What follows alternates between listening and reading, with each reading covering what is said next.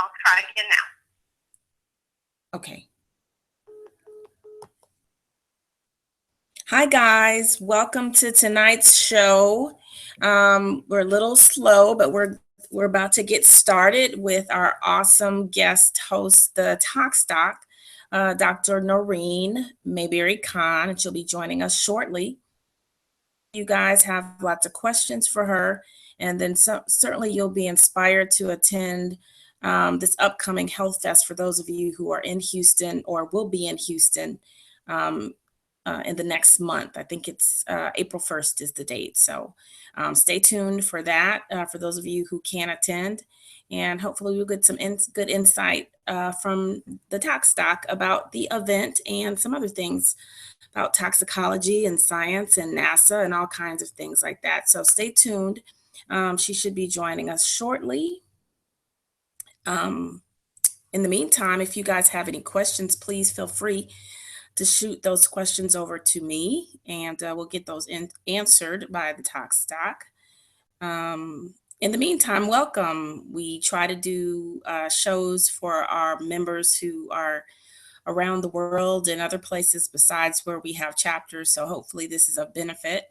And we try to do topical topics. So hopefully this is interesting to you as it is to me. So bear with us. We'll be on with Dr. Noreen shortly. I think she's calling in, and she should be on air in just a minute or so. So if you have any questions, please feel free to text those in the YouTube text box, and we'll get those answers for you. So looks like I'm a little delayed, so hopefully the connection is working for everyone and you can hear me clearly.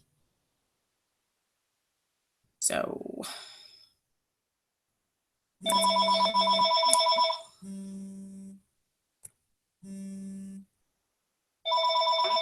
caller. To accept, press 1. To send voice. Did it not work? Yeah, I'm just sitting there. I've been on since before 7. Okay, let me try to send. If you want, do you want to add me to the call? You start it and then add me by typing in my number. Maybe that'll work. Let's see. Because I'm signed in as Mayberry@gmail.com. Yeah. Let's see here. And I click the link and it says join call and it shows me. YouTube. And what's funny is I had a test call like this yesterday to make sure it worked from my phone. For some reason, I am delayed. Let's see here. So maybe that's what it is. I don't know. I'm going to resend this link to you, okay. And I'm going to send you the invite. But it is very, very slow. Okay. So tell me your email again one more time. Send it to Noreen Mayberry, NOREEN MAYBERRY @gmail.com. Boy, it's so Mayberry. I don't know why. NOREEN. So slow. It's okay. Okay, and I'll hang up with you and I'll check the email now. Okay, great. Okay, and you have this number just in case something goes wrong. Okay, good. Okay. Thanks. Bye-bye. Bye-bye.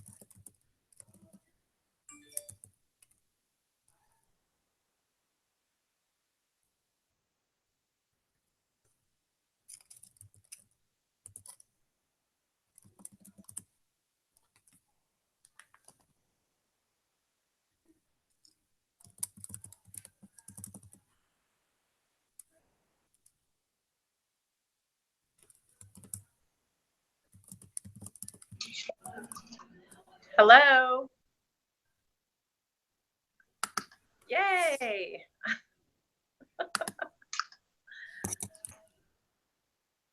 You there? I'm here. You can't see me? I see you. I Okay. see you. Good. So welcome. Hi, everyone. We'll kind of restart our broadcast.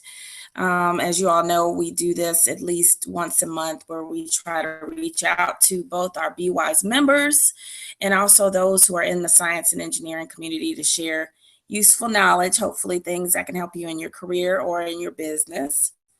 And being here in Texas, I was fortunate enough to connect with the fabulous Tox Doc, Dr. Noreen Mayberry Khan, I believe. Is it Mayberry Khan or Khan No, Mayberry? Khan Mayberry, but Khan Mayberry. Okay. All right. Yeah, Who is a it's too confusing.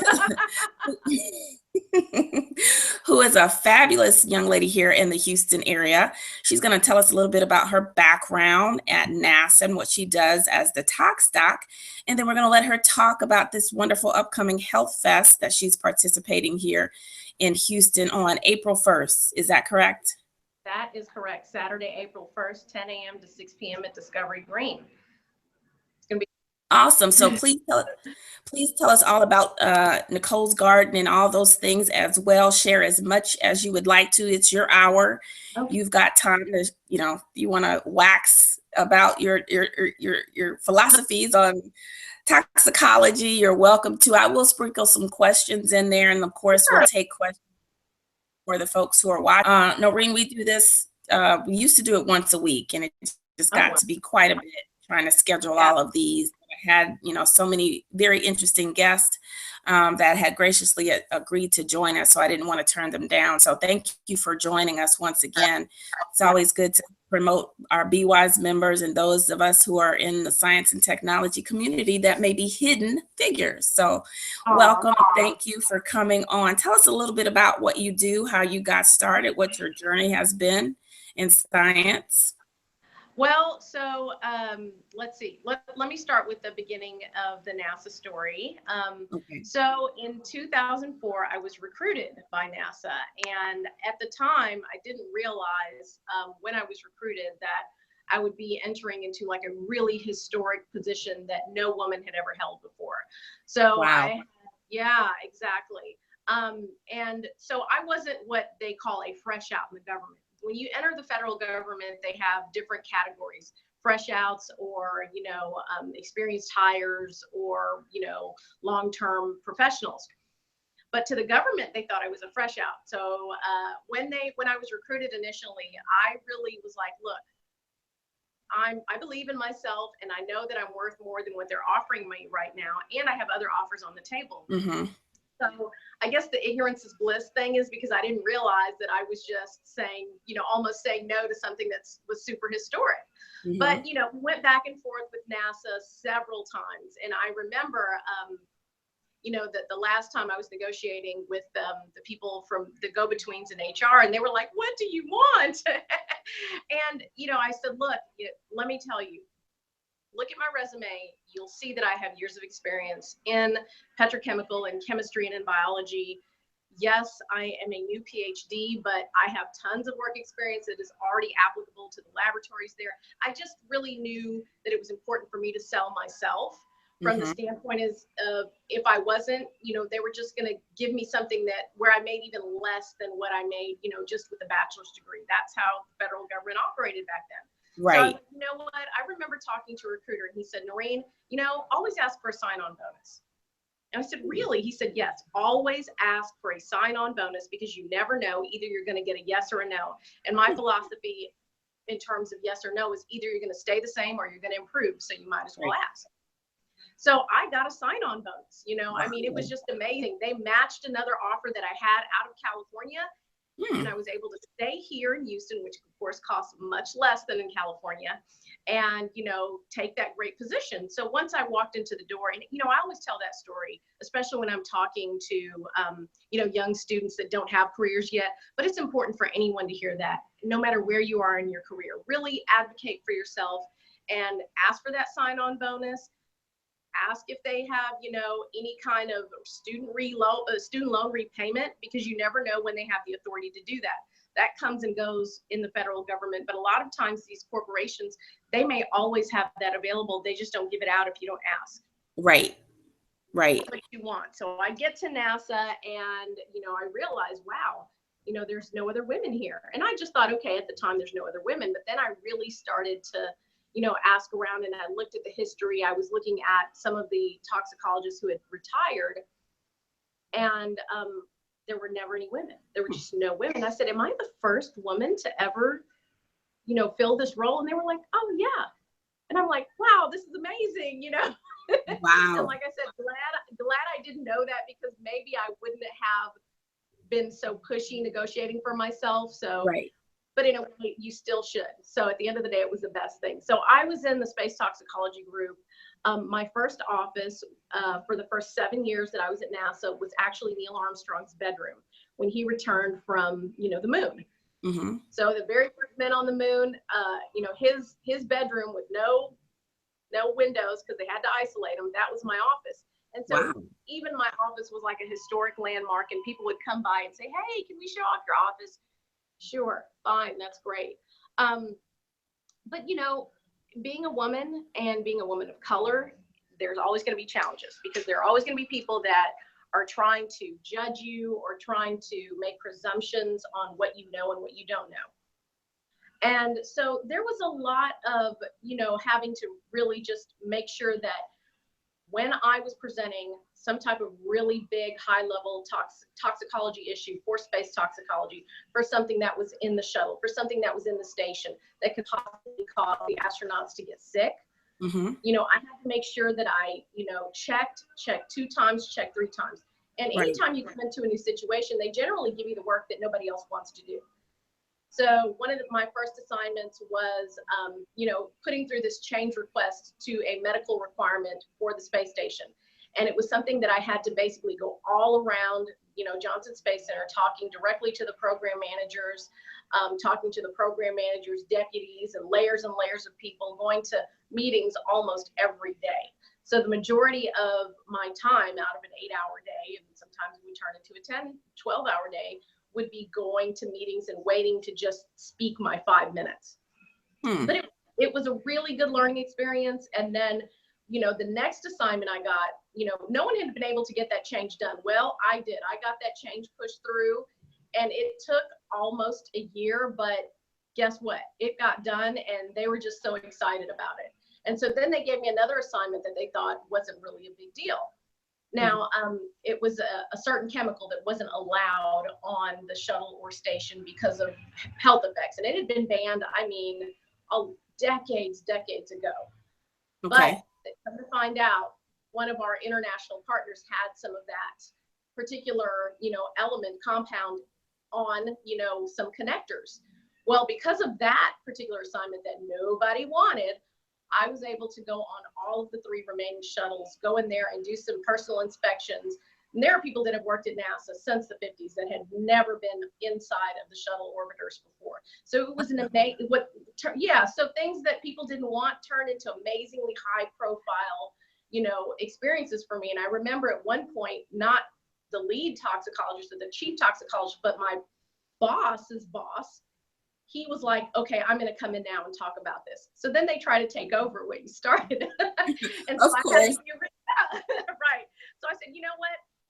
I appreciate you coming in and talking and leading the discussion, but you're going to turn it over to me, because I've been working on this by myself all this time, and I'm the expert now. So just having that real just belief in yourself, and not letting someone take over all of a sudden when it gets to be something that, other people now they want to pay attention to. Right. Another thing that was interesting about space toxicology is that they didn't brand it. They called it JSC toxicology. And in the NASA world, those acronyms, we speak in acronyms, but JSC to the outside world means nothing. JSC stands for Johnson Space Center. Mm-hmm. Well, where else in NASA are they doing toxicology? Nowhere. I said, well, why is it JSC toxicology? Well, because we're located here at JSC. I said, well, who else does this? Well, really no one else does this in America. Wow. Okay. Okay, so it is space toxicology, aerospace toxicology, because all we're concerned with is the effects of on human health in space flight, whether Right. it be, you know, on the shuttle, whether it be in a habitat that you colonize one day on the moon or on Mars or the International Space Station. We have to make sure that that air quality and that water quality remains at really healthy levels, because what doesn't affect us for 10, 20, 30 years will affect them right away. It will Right. build up. You can't open it, you know, a window in space. So they're going to Right. get sick right away. Mm-hmm. So, you know, so that was another thing I did. I said, well, we're going to rebrand this as space toxicology. Well, then I get an invite from Europe for the general and applied toxicology textbook. It is the Bible of everything toxicology. It has the hundreds of specialties in toxicology. You know, a lot of times I meet people, they hear toxicology, all they think about is postmortem or drug tests or, you know, forensic toxicology. And I'm like, you know, that's really great that CSI is putting that out there. I said, but there's hundreds of specialties, and toxicology is a medical science. I was asked to write the very first book chapter in this 5-volume text on space toxicology. Wow. So, yeah, so what I did was I was like, this is amazing. But I'm a toxicologist because, you know, he's still here. And, you know, I showed it to him and he was like, this is great. This is exciting. Who's going to be the lead author? Well, it's going to be me. It's going to be me because they asked me. So, yeah, because he's like, this is a big honor, you know, and yeah, it's a big honor, but they still asked me and I'm sharing it with you. So, or, you know, I can do it myself. So you know, we were able to publish that. And then we were also able to, you know, introduce space toxicology to the greater toxicology community for the first time as well. So now space toxicology is a recognized specialty within toxicology. There are very few of us in the world. There is another woman that's doing it now, you know, but, you know, it's awesome to be able to say, hey, you know, I was the first, it's great. And, you know, and all that is fine, but my mantra is translating the language of science into something that is easily understandable and usable for the everyday person. And you're absolutely right. I think that's where we fall down at trying to attract young people into careers in science. And to be honest, I mean, there's some crappy jobs out there, right? So you can't, you know, sugarcoat it and make it seem like everyone's the tox doc, because you're not. And that's real talk, right? That's just real talk. It's not trying to discourage anyone, but you've got to, you know, be realistic and understand that, you know, this is not, you know, eating bonbons, you know, on a chaise. These men and women are doing a lot of hard work after many years of education and working hard to get that. I want to circle back to something you said. So even though this isn't necessarily related, you know, to NASA or anything like that, you said, and I've heard this before, you know, that on 2 occasions, your manager or your manager's manager said, I think I should be the one, you know, to get all the glory. And I find that very common amongst women of color. I'll say, I won't limit it to just African-American women, that, you know, when we're toiling in the fields and nobody cares, it's great. That's great. Keep up the good work, Noreen. That's really thing. But once you've discovered oil, then, oh my God, I got to take credit for this. And you're like, but I was the one who was here when there was nothing. I did the work. I did the discovery. You know, I'm the one who's got the most knowledge. I should be the one, you know, to go forth as the leader or the expert. And so how did you, you know, because there had to be some political, you know, discussions, or there had to be something. I'm sure your manager's manager didn't, you know, jump up and say, that's great, Noreen, I'm so excited that you're going to get all that credit and I'm not. Well, you know, like I said, I spoke rationally. You know, if you go in with guns blazing, and sometimes, you know, it takes a level of living and maturity to finally go, you know what, I'm not going to just like go crazy and say, wait a minute, you know, this is that's my idea. You know? And so you have to really say, hey, you know what, like I said, I appreciate you coming in to help support this discussion because you know more of the people in the room than I do. Mhm. However, because I'm the expert and I've been working on this, for this many months, however long it had been at that time, I said, please allow me to lead the technical discussion. I am the technical expert. It takes a lot of belief in yourself. Yes, it does. Because sometimes we have all the technical knowledge in the world, but then we're nervous and we're afraid. Yes. And even though we're the best person to present from a technical standpoint, from they can't get the words out, that can be an issue. So, I mean, and we all get nervous. Sometimes we make great presentations. Sometimes we have off days and we aren't communicating at our best. But at the same time, my mantra again, is we're all people. People are people are people. And I've been in the room with, at the National Science Foundation, nothing but MDs and PhDs in the room as we're coming up with these awesome, guidelines for spacecraft. And I literally have heard people say, yes, we are a very learned group of people. And I'm thinking, why would you have to say that out loud? Why does that matter to you that we're learned? We know we're learned. We all have alphabet soup behind our names, okay? Right. But at the same time, being learned doesn't mean that we're the ones who are making the decisions. A lot of time, the decision makers are managers. Right. If we're at a university, the presidents, the deans, they have zero technical knowledge. And if you can't communicate to them effectively, and if all you're going to do is rest on your learned, knowledge, you're not going to get the grants. You're not going to move forward in life. So, it's something that is a part of, what I do in terms of coaching people as well.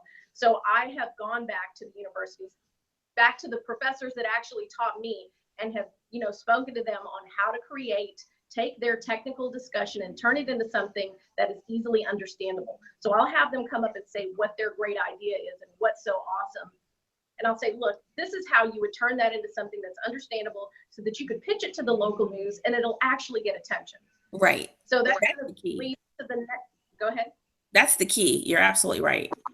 But yeah, so, in terms of jobs and stuff, sometimes people will get jealous of you and they'll start to throw a lot of things at you that maybe don't make you as happy as you once were. So you have to become flexible and you have to learn how to create your happiness, even if it isn't always, where it was a year ago or 2 years ago or 3 years ago. Right. The things I did while at NASA is I moved out to Los Angeles and worked at the Jet Propulsion Laboratory for a few years before I came back to Houston. And doing was amazing because there was such an audience that was ready to hear from me outside of NASA. I had already been a professional speaker. I had already spoken internationally before I had gone to Los Angeles. But once I went to the West Coast, I started going to Seattle, up and down Los Angeles, San Diego, San Francisco, up and down the West Coast, I'm saying. And then also to Las Vegas, and people wanted to hear me talk about what is nutritionally beneficial or nutritional toxicology. What can we take from nutrition to help counteract all of these toxic exposures that we have? So I was speaking along with other people, and all of them had books. I didn't have a book. And they said, Noreen, why don't you have a book? People want something tangible to take away. That's right. Okay, you're right. I looked around. There were no toxicology books that were for the layperson. There were no toxicology books that weren't basically just teaching various disciplines within toxicology. And that's when I wrote Talking Toxicology, because I wanted people to be able to recognize what these toxic exposures really are, how to reduce them in their homes, how to reduce them in what they eat and what they drink, and just how to extend their lives or make their lives the best that they can possibly be, not just from a standpoint of restricting people. Oh, you're just going to tell us what we can't do. That's not true. I'm going to tell you the really bad stuff, and either you can apply that in your life or you can't. Plus, I'm going to give you some tips to make it easier. Because if you don't give people takeaways and tips and that will explain to them, okay, this is how I improve my water quality in my home. This is how I improve my air quality in my home. Maybe I shouldn't buy this because I've heard Tox Docs say it has bisphenol A and I'm a cancer survivor and I don't want to reintroduce that into my system. So I'm going to use it. So I made it super easy. And here's the thing about books. People want a book, but no one reads. So I made my first 3 chapters. I'm telling you, I made them so short and so bite-sized that you could go through the first 3 chapters within 15 minutes and learn the difference between a toxin and a toxicant, because people call everything toxins, and not everything is actually a toxin. You know, toxins are really just natural poisons, whereas toxicants or toxics is what should be used. But again, I want people to know what that is and know that they're going to hear toxins all the time, but that's not really the correct definition. So little things like that, and putting in a chapter about, hey, if you want more vitamin A, these are the foods you can get it from. If you're deficient in vitamin A, these are the type of diseases that you might expect to, you know, have in some time in your lifetime, and how you can avoid, you know, chronic disease. Because so many people, I don't know if you recall, but type 2 diabetes,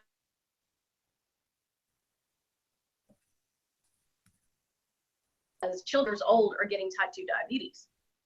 And a lot of it has to do with the high fructose corn syrup. So one of the things I tell people, I'm like, look, HFCS, or high fructose corn syrup, is just as toxic to the liver as ethanol is, which is alcohol. Wow. We all know how bad alcohol is to the liver, but we don't Right. realize that high fructose corn syrup is just as bad for the liver.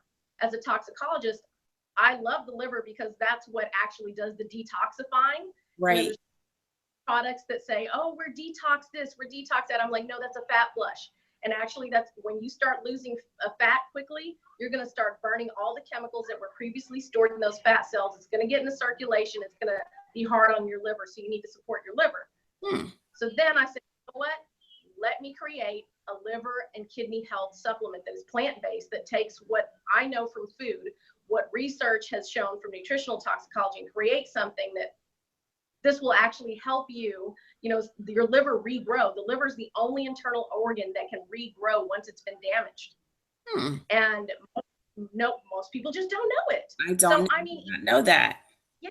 So in my book, in one of the chapters, I really just go over anatomy all over again, because it's so important that people learn how our bodies work from the inside. We buy a new car, we learn all about the bells and whistles and how it works.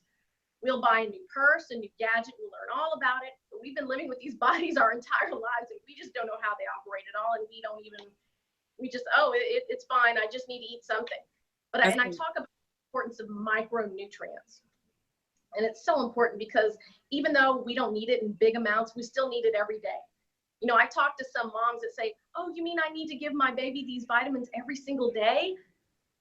Well, yes, once you stop breastfeeding, once you stop taking your prenatal vitamins that are giving your child those vitamins that they need every day, you've got to supplement that with something. Because, you know, I saw a post yesterday, and this is an aside, someone talked about plant-based iron sources versus iron that you get from milk. And they said 100 calories of milk will give you, you know, whatever milligrams of calcium. But 100 grams of arugula will give you like about 3 times as much. I said, but you've got to put on there, how many cups of arugula does it take to make 100 grams? It's 12 cups. No one's eating 12 cups of arugula every day. No. Okay.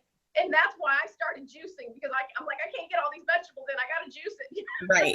Right. So, you know, to me, it's all about connecting the dots and making sure, because social media, people will put information out there that is partially true, totally untrue. And it just, I'm like, as an expert, you know, yeah, you might come back at me and get upset when I comment about, hey, you need to put in how many cups for all these plant-based sources it takes to get to 100 grams, because otherwise you're just making it look like, yeah, plant-based sources, I can get rid of my milk now, or my animal sources, or my meat for iron, because now all I have to do is just have some arugula. But you had 1 cup and you really are 11 cups short. Right. Not practical. Not practical. Yes, yes. And so if you don't mind, I'd like to pivot to Nicole's garden now. Sure. So Nicole's garden, I lost my mother 3 months before I got married in a tragic accident. Oh, and my mother, yeah, it was horrible. It was terrible. And I always wanted a way to honor her. And, you know, with me having 4 different specialties in toxicology, space toxicology, environmental toxicology, food and nutritional toxicology, and going back to the fact that when I was younger, I couldn't eat what the other kids ate. My mom was very, strict about, no, you don't eat things with artificial colors. You don't eat things that have all these chemicals in them. We have to eat, a lot of simple foods. She was always supplementing everything I had with basic grains, wheat germ, all kinds of cod liver oil, stuff that I just couldn't stand taking. And then I couldn't have the Fruit Loops that everybody else around me had. I wanted that rainbow stuff. But so I said, you know what? My mom was right, because in college I started sampling things that I shouldn't have had. And all of a sudden I started to have really bad, IBS-like symptoms before they even called it IBS. They thought I had an ulcer. They said you have Crohn's disease. They diagnosed me with so many different ailments that I didn't actually have. But I did have some issues with my terminal ileum because of what I was eating. Once I was able to stop eating that stuff and turn it around, I didn't have to end up in the hospital, in bent over in pain. Like, I don't understand what's causing this. All I did was eat a meal. Right. And so I said, I'm going to honor my mother, and I'm going to create something where we use space technology and we create little bitty farms, micro farms and micro gardens inside of classrooms, inside of, elderly folks' homes, inside of hospitals, wherever we can put them, non-traditional growing spaces, so that we can give people access to food, and then we can connect them with basically how the astronauts are growing food on the space station. And that's where Nicole's Garden comes in. So it's named in honor of my mother. And so, being in Houston, we're gala heavy. We're a very generous city. We have a lot of amazing nonprofits, but we have a ton of galas. And I'm like, you know what? I'm at the rodeo literally right now as I'm having this interview, which is why I'm a little sparkly today. But outside, they're selling deep fried butter. They're selling deep fried Oreos. They're selling anything deep fried that you can imagine. They have it. We have all kinds of liquor and whiskey and beer-based festivals here, but we've never had like a healthy festival. So I'm like, you know what? That's going to be our signature event. It's going to be healthy festival, but not just healthy living, healthy thinking, health care, specialized health care for yourself, mind, body, and, your spirit, because if you have a lot of stress in your life, that's something that, will exacerbate or, propel you forward towards getting, a chronic disease. And research has shown that, that if you have a lot of stress, it's going to progress your cancer. It's going to progress the cancer actually manifesting and showing up in your body. Absolutely. Heart disease. Yeah. So, and at work, in the STEM profession, women of color, men of color, people, period. Everybody is so stressed. But as a person of color, you often feel isolated, like you just can't talk to each other. Exactly. So when I saw Hidden Figures, what I loved about Hidden Figures is how the women just kind of stuck together and just took care of each other. They did. And I, I've talked to a lot of my colleagues at NASA. I'm like, we need to get back to that, because there's a lot of times that we can do things for each other, and some of us just won't. Some of us just absolutely will not. And people who do things for you end up being people that do look nothing like you. Mm-hmm. So yeah, and I'll say one other thing about my first story. When I was recruited, I was up against a couple of other male candidates. I got the job, and they were talking in a group, and they said, so that I could hear, oh, Noreen, she only got the job because she's cute. Oh. And so I was like, really? Now this is a right. Well, that's interesting. I had my interview over the phone. So how would they know?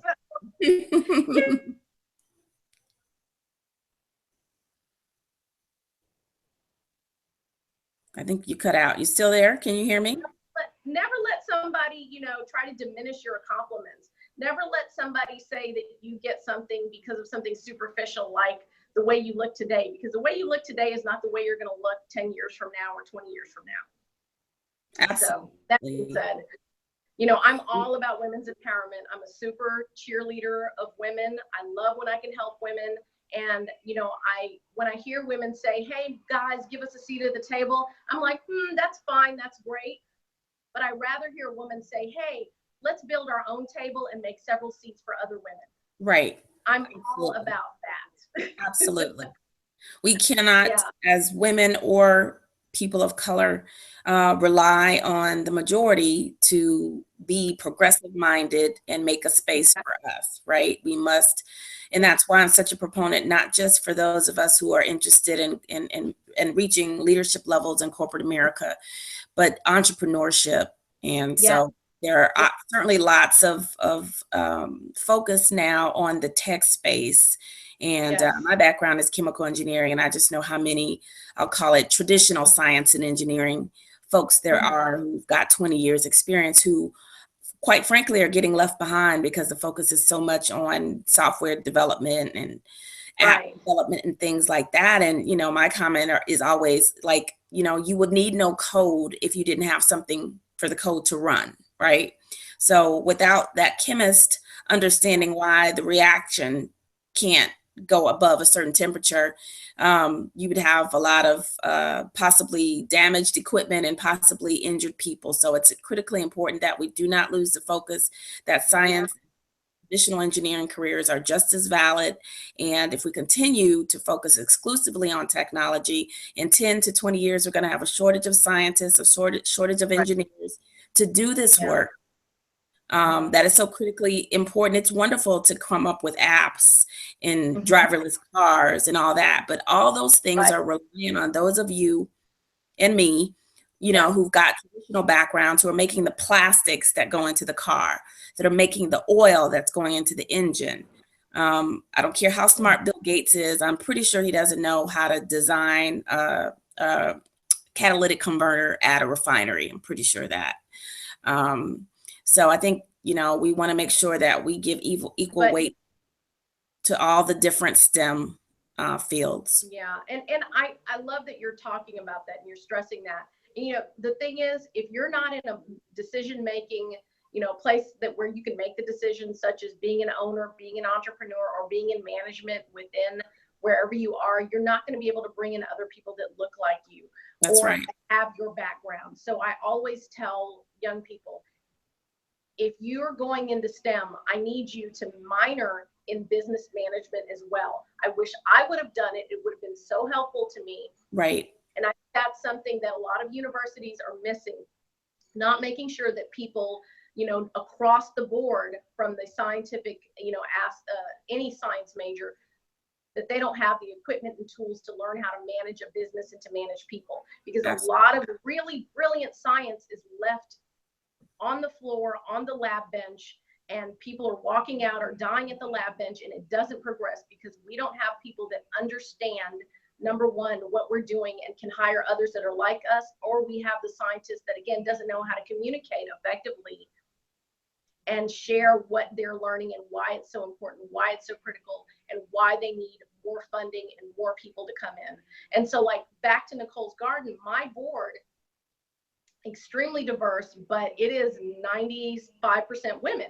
And so what we're going to do is we're going to create a research and technology center. So even if you can't come to Health Fest, you can go to nicolesgarden.org and you can just check us out and see what we're going to do. We're going to bring in those professors. We're going to bring in those engineering students. We're going to have them help us create the next generation of not just high fidelity ways to grow food, but even low fidelity ways, meaning, you know, you don't have electricity. All you have is one little bucket and one container. How can you put the electricity in there with solar power? Or how can you make it so that it operates without electricity, and a person that lives in a, you know, tin hut can bring their crops in at night or their salad bar in at night and then put it out during the day, you know, if they don't have electricity. So, you know, all of that, you know, in terms of like technology development, technology development comes to me from science and engineering know-how. Without scientists and engineers learning to work together and how to communicate with each other, because oftentimes that's a big issue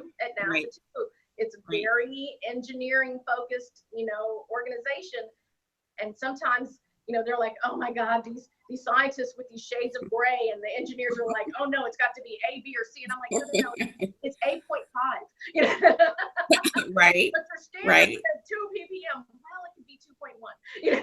So it's, you know, it's learning to communicate, you know, across the STEM fields.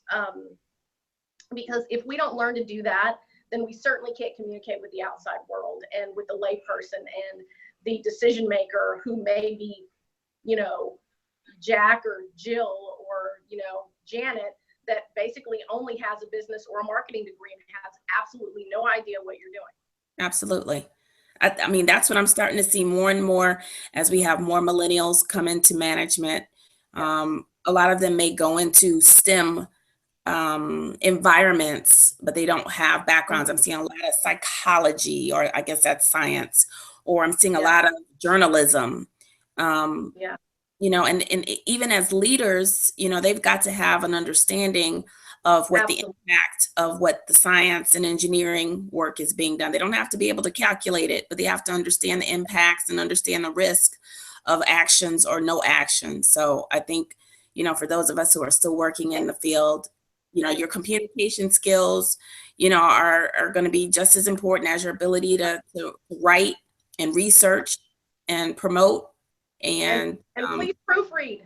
Oh my gosh. Yes. Proofreading well, you know, scientists and engineers are not known for being the greatest writers. So even me and my experience, I say, if that's not your strong point, don't use that as an excuse. Find someone who you think is good at that and ensure that someone takes a look at that. It's no longer an excuse. I'm a scientist or I'm an engineer, so please excuse my typos and my misspellings. That does not cut it anymore. I had a young lady, dean of engineering at a Northeastern university, and had introduced her to a third-year PhD student in chemical engineering. And the first thing out of her mouth is, you have typos in your CV. And at your level, that is unacceptable. It is. It is totally unacceptable. And you would, I mean, I'm on editorial boards. I'm the editor in chief for the Journal of Clinical Toxicology, and the lack of, you know,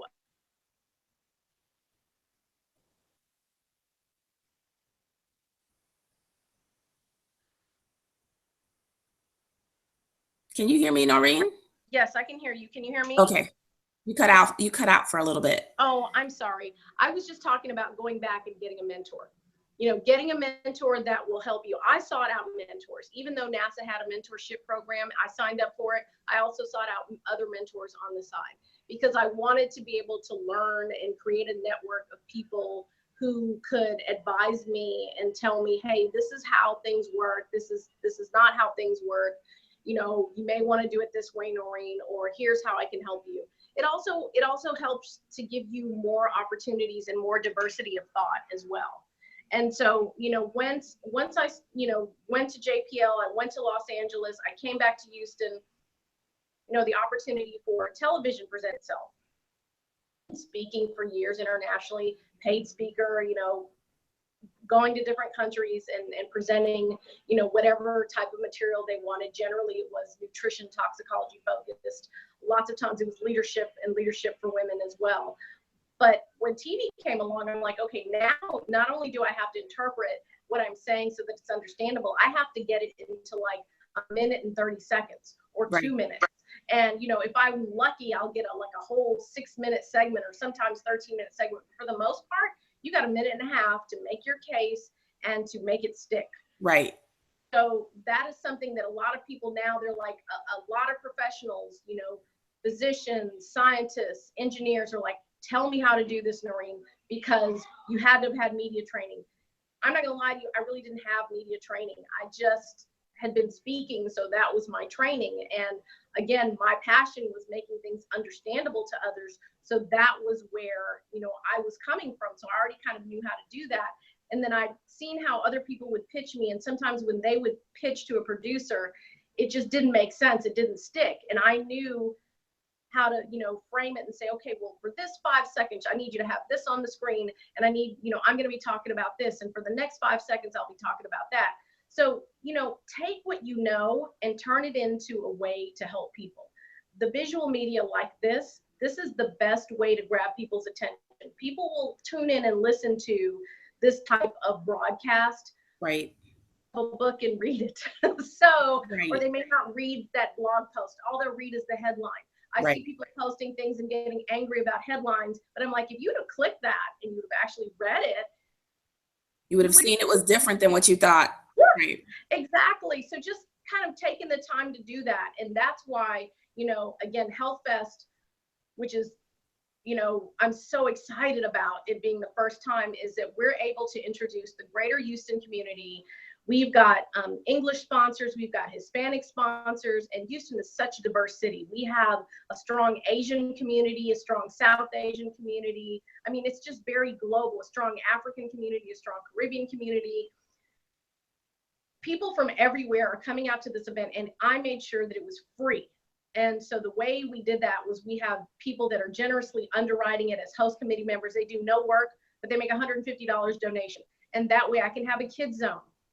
Awesome. That challenges. That's way we can have, vendors that are out there selling natural candles that aren't putting, man-made chemicals or fragrances and perfumes in your home and making your air quality worse. You've got cleaning products that aren't, dulling your central nervous system out there. So it's so important to me to be able to bring that community together, because right now it's fragmented. There are little pockets here and there around the Houston area, and we've got so many people moving here because of the cost of living, because of the no state taxes. Right. But they don't know where to find these healthy options. No. So even within the healthy community, I have to say, hey, don't worry if there's going to be 2 or 3 people out here juicing, because this is an enormous city. So right. You need more than one juice bar. You certainly can't That's handle all the millions of people. It's just about changing people's mindset to make sure that you get towards that end goal. And, our end goal is creating that research and technology facility, putting more gardens into these schools. When you see a kid eating something green for the first time in their life, and it's just so impactful. It's so impactful because they just never had it. People shouldn't have to make a choice between a $4 head of organic kale or a 99-cent burger. That's and true. I'll tell you guys, if you go to my Dr. Noreen at Dr. Noreen on my Instagram or my Twitter or even on Facebook, I posted a picture of a McDonald's quarter pounder that I found in I saw it. Did you see that? I saw it. Isn't that amazing? Yes. It looked like it was fresh. It's hard as a rock. And then I heard the commercial today talking about fresh beef. I'm like, that's not fresh beef because it doesn't disintegrate. No. It'll be here after I'm gone.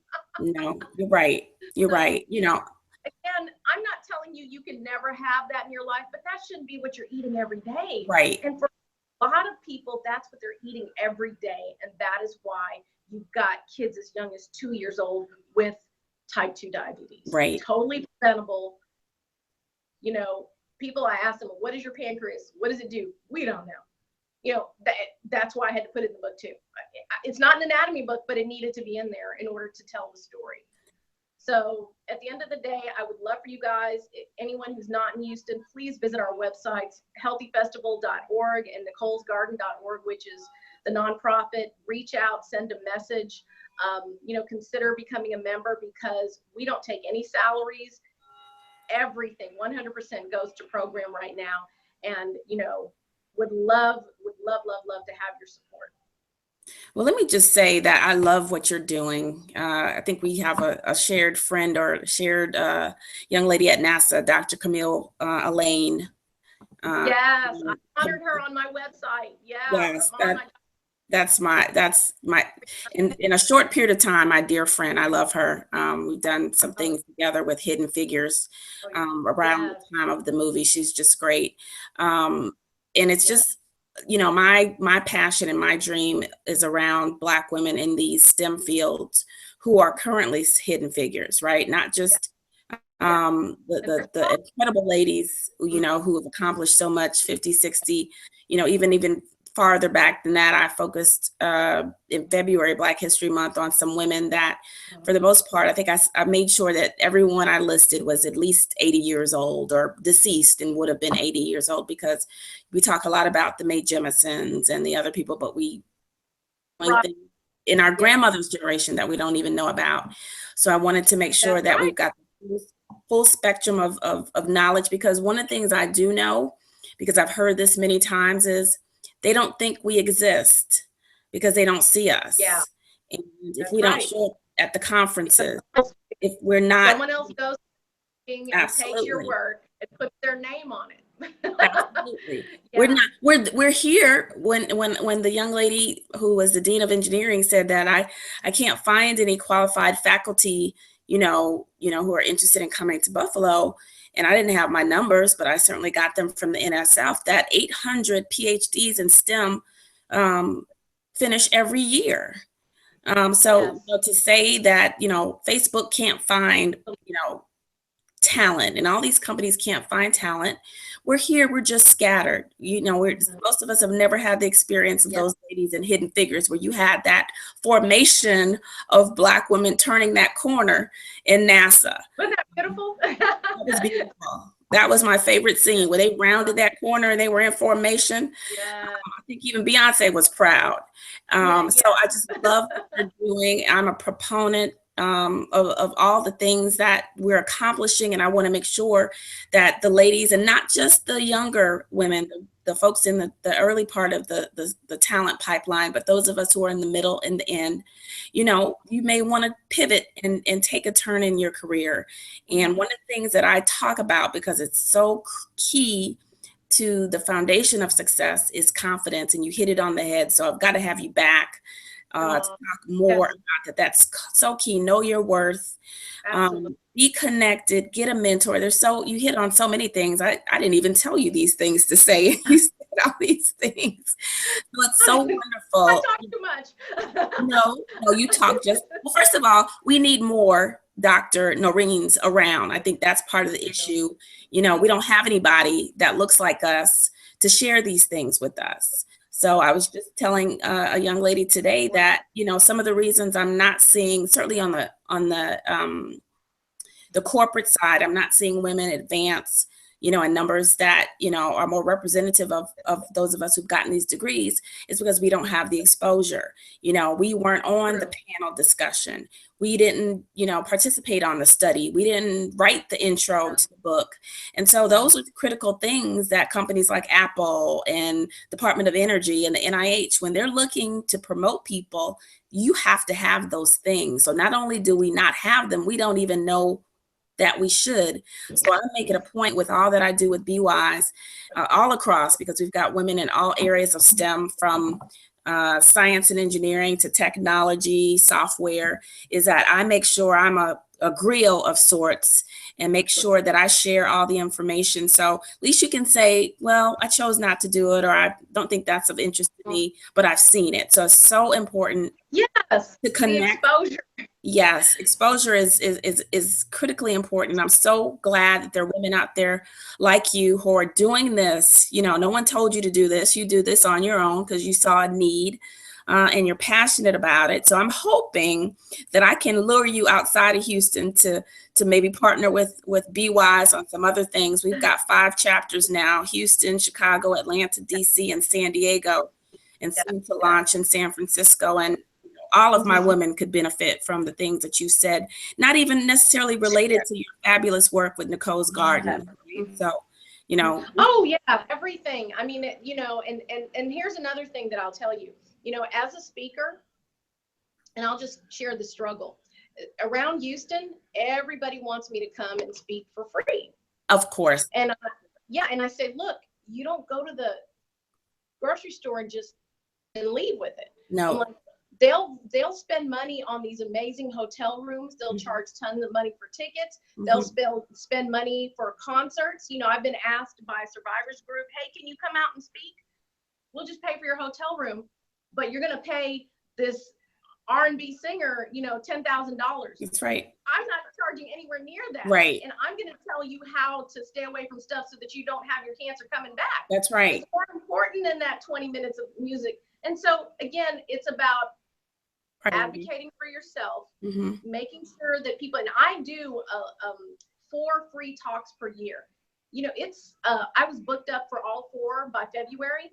Wow. And that's my limit. And I had to do that because if I didn't put that limit in place, people were always going to just take advantage of me. Yes. A lot of times I don't even talk to them directly. I'm like, oh, you need to email Chris. He's going to take care of it. He knows what I need. And I don't charge a ton of money to speak. So it's just like, but you have to make sure that people value your message, value your worth. And, you have to make sure, number one, you're taking care of yourself and your family too. Again, absolutely. Let me just tell you, if you're not getting what you need, you're going to be stressed out, and then it's not going to be enjoyable, and then you can't impact people. That's But right. Let me I just want tell you, Margot Lee Shelterly, who wrote Hidden Figures, gets yeah. $20,000. And she is one of the sweetest people that you'll ever meet. But when you ask her, can you come and speak? She kindly refers you to her speakers bureau. And they will. Yes. Yes. Yes, because I mean, you know, you have to. That's what I'm saying. I've gotten quite a bit of money going around the world, but I do discount when I know that it's something that's important to me, then that, you know, it's I'm passionate about. I'll even say, hey, if you don't have a lot of budget for this, I'll give you a discounted rate on my book and buy everybody who comes in a book. Put that into the ticket price. Right. Oh, no, to do that. So, you know, again, that's why I don't even talk about that part anymore. But I want to say to you that I'm really, really excited about what you're doing. And I'm really proud of BWISE. I love that acronym. And Thank it's just you. really exciting. And, you know, I see that we have more and more, you know, in common that we both know now. And I think it's amazing. And so, yes, I hope we can do more in the future, because you're right. Keeping your knowledge, you know, isolated in a small area is just not, it's just not fair to the world. It's not impactful. So if you're not getting your knowledge out and impacting the most people, it's kind of a waste, in my opinion. So maximize the investment that you made in your education, maximize the investment that in the time that you've learned at work, turn it into whatever it is. You don't have to brand it. You don't have to come up with a catchy name like the Tox Doc or Dr. Noreen or whatever it is. But you really need to make sure you're impacting lives on multiple levels, because again, we have such a limited time here on earth. And if we're not helping others, then we're just kind of just, you know, taking up air. Absolutely. My favorite quote is by George Washington Carver, and he says, "No man has a right to exist on earth without having made an improvement to it." So Yes. I totally agree to that. And so many of us have so many wonderful things to share, but because we, have, maybe made a turn in our careers that got us off track, feel like we can't ever recover. One thing I know about women is we want to be impactful. And I always use the analogy, nobody wants to work at the button factory. Nobody wants to say at the end of their life, well, what did you do? Well, we made buttons. Okay, that's great. Everybody wants to make a difference. Yes. Even if it's for selfish reasons, right? Everybody wants to feel like they've contributed. Exactly. So I think, it's critical, and I definitely probably need to have you back on to talk about speaking. Yes, I see we're out of time. Yeah.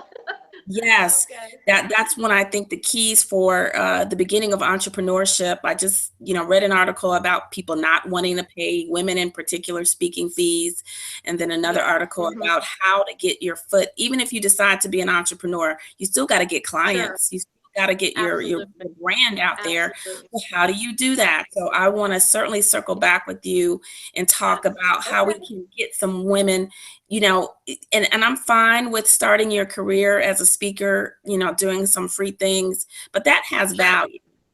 And if the conference made money and they had costs they didn't get the food for free. They had to pay for the food. They had to pay for the venue. They had to pay for security. We've got to change that mindset that speakers don't have value. I've got an engagement that I'm so looking forward to because I'm just getting started, and they're not paying. They're paying for, I think they're paying for a hotel or something like that.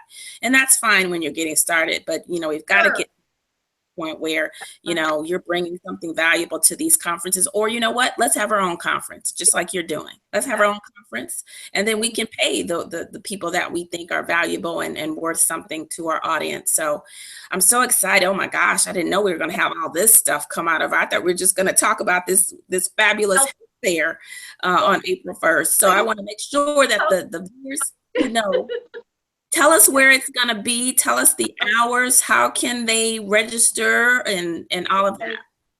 So it's free. And so there's no need to register, but it's at Discovery Green, Houston, 10 a.m. to 6 p.m. We have music all day. We have sunrise yoga, sunset yoga. We have a sweat challenge. We have kid zones, and they're separated by ages. So your little kid isn't mixing with someone else's big kid. We've got healthy food trucks. We've got amazing vendors out there. Discovery Green, which is right on Avenida de las Americas, right across from George R. Brown. You cannot miss it. It was the center hub for the big game that just happened in February. Right. Big football game. Yeah, and, I think I've heard of that. And we do still have some booth space available. We have limited booth space available. If you go to healthyfestival.org or healthyfestival.com, you can just click on become a sponsor. It has all the booth information. You can sign up right there. You can send us an email, info@nicolesgarden.org. But definitely write down those websites and please, please, please visit, because we love your support. We want to see you out there, and I will be there. So just come up and say, hey, saw you on BWISE, you know. That's right. That's right. Well, we'll be continuing to promote and share your event, your wonderful event, all through the rest of the month. And then April 1st, we'll encourage people to go out. I may have to do a live broadcast. I've got to see what kind of resources we have. I've got so many things going on with these 5 chapters, but we certainly want to support you and all that you do. So we'll make sure that we have some BWISE members come out. We want to make sure they show support and connect and say hi and say thank you for all the wonderful things that you are doing and honoring your mom. I'm sure she's looking down with such pride of all that you've done, not just with your career, but honoring her with this work that you're so passionate about. And I would just like to say thank you. We've never met, and I think we connected a while ago and trying to figure out, okay, how can you come on the show? What makes sense? So I just want to thank you. But thank you so much. Thank you so much for coming on. I can't wait for us to see where we can partner again. And we're going to see you April 1st on at Discovery Green. Those of you all who will follow me on LinkedIn and Twitter, stay tuned. We'll have more notifications and reminders for you to come out. Before we let you go, any last words? I just want to say thank you for this opportunity. And then one other thing, there is an Eco Chic fashion show, 2 p.m. that day. So you guys get to see what upcycled couture eco fashion is, and it's free. So, hey. Nice. You've got it all covered. You didn't leave out anything. I didn't leave anything out. No, that's awesome. Okay, BWISE, April 1st, Houston, Texas, Dr. Noreen Mayberry Khan, the Tox Doc. Be there at the health fair and stop by her website, nicolesgarden.com. Is that right? .org. Sorry, nicolesgarden.org. Stop by that website and check it out. Yes. Noreen, thank you so much. Go back and enjoy your rodeo. People are knocking on the door trying to get in. Enjoy yourself and have a wonderful time, and we'll see you April 1st. Okay, bye-bye. Bye. Bye, everyone. Thank you for joining us tonight. Stay tuned for our next guest in 2 weeks. Good night.